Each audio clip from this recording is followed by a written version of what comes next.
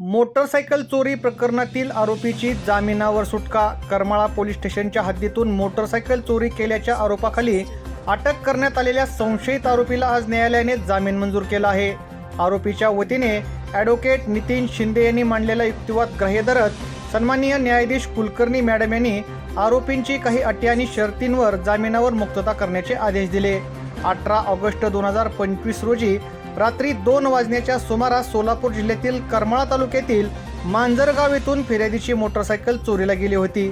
या प्रकरणी फिर्यादीच्या तक्रारीवरून करमाळा पोलिसांनी गुन्हा दाखल करून संशयित आरोपी महेश उर्फ मावड्या मंगेश काळे वय 22 वर्ष राहणार बाबुळगाव तालुका कर्जत जिल्हा अहिल्यानगर यांना अटक केली होती। पोलिसांच्या वतीने आरोपींची पोलीस कोठडी संपल्यानंतर त्यांना न्यायालयीन कोठडीत पाठवण्यात आले होते। 8 जून 2026 रोजी या प्रकरणी आरोपीच्या जामिनासाठी न्यायालयात अर्ज दाखल करण्यात आला होता।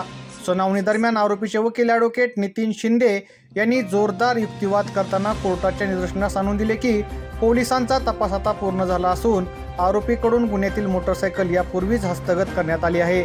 आरोपी स्थानिक रहिवासी असून ते तपासात पूर्ण सहकार्य करण्यास तयार आहेत, त्यामुळे त्यांना कारागृहात ठेवण्याची आवश्यकता नाही।